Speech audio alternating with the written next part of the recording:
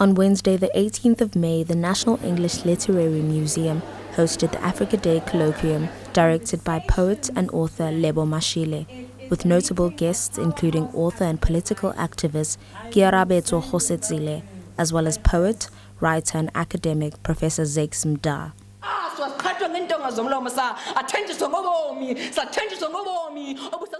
Performances held included dancers and praise poets performed during the conference, who were key in visually narrating the theme of the day.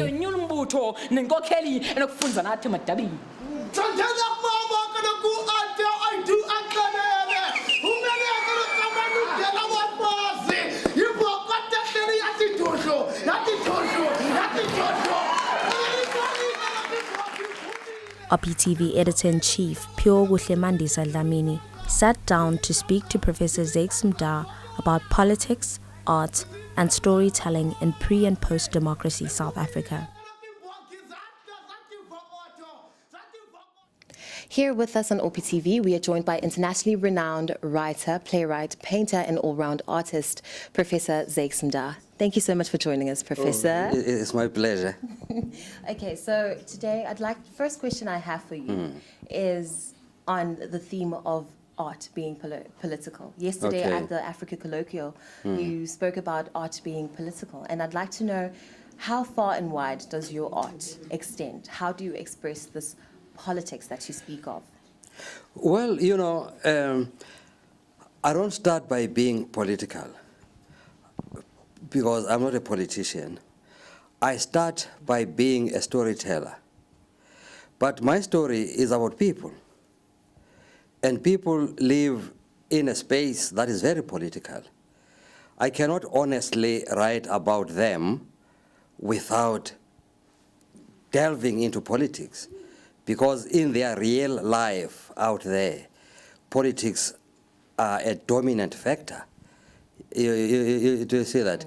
So as a storyteller, I tell my stories about people, and people interact amongst themselves, they interact with their environment, and some of that environment is highly political.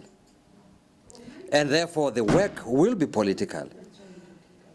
Indeed, indeed. Yes. That is true. So, speaking to the issue of the environment being political, we are in a highly political space right now here in Grahamstown and at Rhodes University. Yes. The discourse on transformation is one that has been ongoing and is still ongoing and will be ongoing. Yes. So I'd just like your comments on transformation.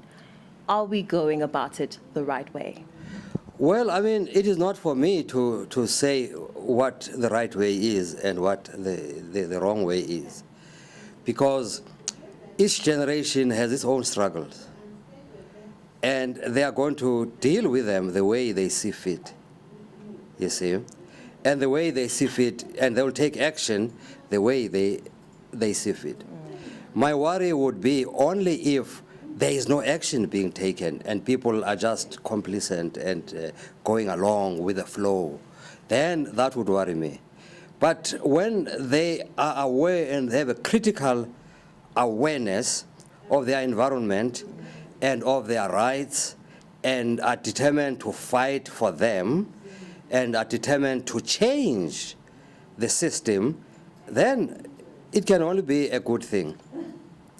But it is not for me to say what they are going about it is right or wrong, you see. We, my generation, had our struggle, and we did the best that we thought we were doing. But of course, there would always be flaws, you see. And it is for this generation to correct those, you see, and to put us on what they believe is the right path. The generation that comes after that will have its own struggles as well. Each generation has its own struggles. Indeed, that is true. Thank you for that.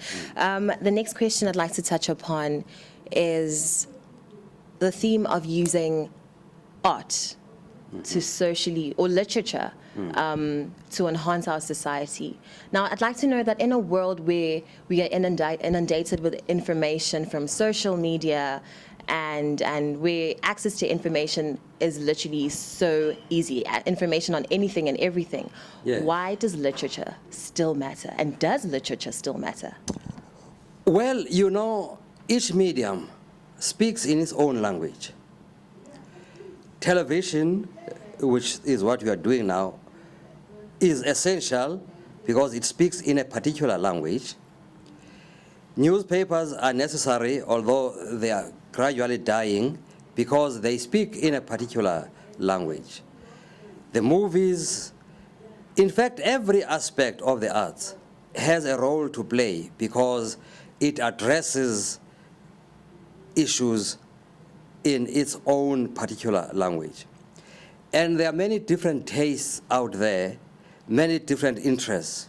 There are those who will be interested in the language of literature, you see, and how literature addresses issues, the depth to which it is able to go compared, say, to a tweet, you see.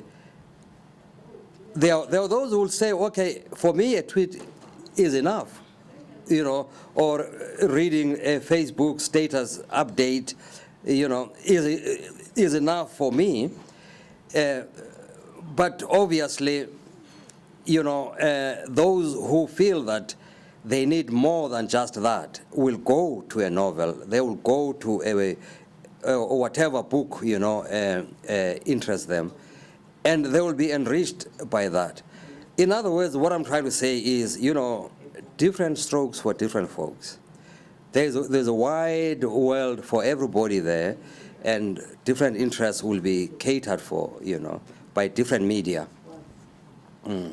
So how do we inculcate the culture and spirit of literature using these various forms that you have just mentioned? Well, for the mere fact that, well, I mean, these various forms actually all work together, you know, to, I've seen great discussions, you know, in 140 characters. I've seen great discussions on literature. People learn more about what books are available out there, what people are writing about, and so on. And then from reading, getting that kind of information, then they are able to access the real book, and, you know, because they don't want to be left out. They also want to have read that book, you know, and be part of that dialogue, you know. So social media is not the enemy of literature. It actually enhances literature, you see. Yeah. So I'm pretty sure a lot of our students and viewers would like to know what you are reading at the current moment that we could perhaps derive inspiration from and get our hands on as well. Oh, what I'm reading at the current moment, I'm reading quite a few things at the same time for different reasons. For instance, I've just, as I was coming here in the plane, I just finished reading Muhudi by Saul Plaatje, which is reputed to be the first novel by a black South African in the English language. I must stress that, in the English language, because there have been many novels before that which were in our indigenous languages, you know. So I was reading that because I had not read it before. I mean, I knew of it. You keep on postponing. I've got to read this. I've got to read. So to acquaint myself with it, I'm also reading a book on the Dinka people who are from South Sudan. Why? Because in the next novel that I'm writing, there will be a character from the Dinka people. So I need to know more about them. So obviously I'm reading all these things, you know. Sometimes I'm reading them just for the joy of it, but also I'm reading them for work because they are part of my research for the next project, my next novel. Yeah. Interesting. Well, now we all know what we should read, because if it's on your book list, then it certainly should be on ours. Okay. Now, lastly, I'd like a word from you to our students. What word do you have for them in this quest for transformation and the many different discussions and discourses that are currently happening right now? Very crucial to shaping our history, I believe. And as someone who lived during the time of apartheid, who also was involved in a quest for change and for justice. What would you say? Well, I mean, I would say the struggle for change, the struggle for justice is something that continues, you see. For instance, during our time, well, I'm not that old, but I can talk about in my time. You see, you know, during the struggle against apartheid, there were many mistakes that we made. One of which was we put gender issues aside because there was the feeling that the national struggle was the most important. We are going to see about the gender issues, you know, later when we are free. I think that was a very big mistake because